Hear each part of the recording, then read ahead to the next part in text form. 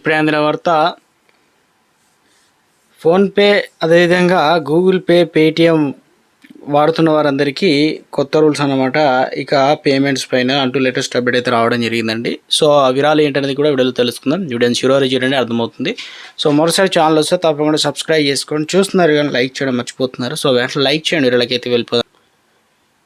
సర్వసాధారణంగా మనం ఏం చేస్తామంటే ఇప్పుడు మొత్తం డిజిటల్ ప్రపంచం అయిపోయింది. దేశంలో టీకోట్ నుంచి దగ్గర నుంచి చిన్న 10 రూపాయల నుంచి దాదాపు లక్షల వరకు కూడా మొత్తం డిజిటల్ పేమెంట్ చేస్తున్నాం. బటర్ షాప్ వరకు కూడా ఉదయం లేచిన దగ్గర నుంచి రాత్రి పడుకునే వరకు ప్రతి చిన్నదానికి మనం యూపీఐ పేమెంట్స్ పైన ఆధారపడుతున్నాం. కాబట్టి ఇక జేబులో పైసలు పెట్టుకోవడం మర్చిపోయారు చాలామంది. ఇక జేబులో పర్స్ లేకపోయినా బతికేయచ్చు, కానీ స్మార్ట్ ఫోన్, ఇంటర్నెట్ లేక యూపీఐ యాప్ లేకపోతే ఒక అడుగు కూడా ముందుకు వేయలేని పరిస్థితి వచ్చేసింది. కూరగాయల మార్కెట్లో 10 రూపాయలు చెల్లించాలన్నా సరే స్కాన్ చేయడానికి జనాలు మొగ్గు చూపుతున్నారు. ఇంతలా మనం జీవితంలో భాగమైన డిజిటల్ పేమెంట్ కస్టమర్లు భద్రతను మరింత కట్టుదిట్టం చేయడానికి national payment of corporation of India కొత్త రూల్స్కు సిద్ధమైందనమాట. అసలు కొత్త విధానం కేంద్ర ప్రభుత్వం ఇటీవల తెచ్చినటువంటి డిపిడిపి అనగా డిజిటల్ పర్సనల్ డేటా ప్రొటెక్షన్ చట్టం అనేది తీసుకొచ్చారనమాట. నిబంధనల ప్రకారం అమలు చేయబోతున్నారు. గూగుల్ పే, ఫోన్పే, అదేవిధంగా పేటిఎం లాంటి దిగ్గజ సంస్థలతో పాటు భాగస్వామ్య బ్యాంకులతో ఇప్పటికే విషయం పైన ఎన్పిసిఐ ఏదైతే ఉందో ప్రత్యేక ఉచిత చర్చలు జరిగినట్లు చెప్తున్నారు. ఆ నెంబర్లోకి ఇక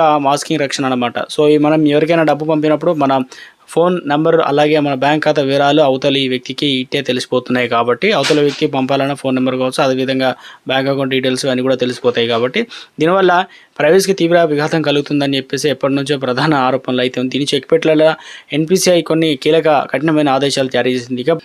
ఇక ఇందులో భాగంగా చూసుకున్నట్లయితే ఇకపైన మీ పూర్తి మొబైల్ నెంబర్ అనేది ఎదుటి వారికి ఏమాత్రం కనిపించదు. కేవలం మీ ఫోన్ నెంబర్లో చివరి 4 అంకెలు మాత్రమే స్క్రీన్ పైన కనిపిస్తాయి. అంటే బ్యాంక్ అకౌంట్ లేదని ఇచ్చినప్పుడు 4 అంకెలు కనిపిస్తాయి కదా, మిగతా అంతా ఇంటూ మార్క్ ఉన్నట్లు సేమ్ ఫోన్ నెంబర్లు కూడా అలాగే ఉంటుంది. సరికొత్త ప్రక్రియ టెక్నికల్ భాషలో మాస్కింగ్ అని పిలుస్తారు. దీనివల్ల లావాదేవీల సమయంలో మన పైసలు పోతాయంటే వస్తాయి, కానీ అవతలి వారికి నెంబర్ పూర్తిగా అయితే కనిపించదు అనమాట. ఇక ఇది వ్యక్తిగత నెంబర్ బయటికి పోకుండా చాలా జాగ్రత్త పడుతున్నారు. ముఖ్యంగా గుర్తు లేని వ్యక్తులు పేమెంట్ చేసేటప్పుడు ఈ ఫీచర్ అద్భుతంగా పనిచేస్తుంది. క్యూఆర్ కోడ్ స్కాన్ చేసినా భయపడనక్కర్లేదు. ఎందుకంటే దుకాణాలు వెళ్ళినప్పుడు క్యూఆర్ కోడ్ స్కాన్ చేసి పేమెంట్ చేయడం మరందరికీ అలవాటే, కానీ ఆ సమయంలో మర్చెంట్ యాప్లో మన ఫోన్ నెంబర్ రికార్డ్ అవుతూ ఉంటుంది. కాబట్టి భవిష్యత్తులో ఎలాంటి పరిస్థితులు శాశ్వత అడ్డుకట్ట వేయబోతున్నట్లు దుకాణంలో స్కాన్ చేసిన డబ్బులు చెల్లించిన తర్వాత కూడా స్వీకరించే యాప్లో కస్టమర్లు పూర్తి వివరాలు కనిపించకుండా ఎన్పిసిఐ ఇక సరికొత్త సాంకేతిక మార్పులు చేస్తుందన్నమాట. సెప్టెంబర్ 4 నుంచి తేదీలోపు ఈ ప్రైవసీ విధానాన్ని అన్ని యూపీఐ యాప్లు, బ్యాంకులు తమ సిస్టంలో తప్పనిసరి అప్డేట్ చేసుకోవాలని, అంటే కొత్త రూల్స్ అనమాట. ఇవన్నీ కూడా ఎప్పటి నుంచి అమల్లోకి వస్తాయంటే సెప్టెంబర్ 4 నుంచి అని చెప్పేసి చెప్తున్నారనమాట. ఇక ఒక డెడ్ లైన్ విధించింది. ఆ రోజు నుంచి కస్టమర్లు ఫేసింగ్, ఇంటర్ఫేసింగ్ పూర్తిగా ప్రైవసీ ఫ్రెండ్లీగా అయితే మారబోతుందని చెప్తున్నారు.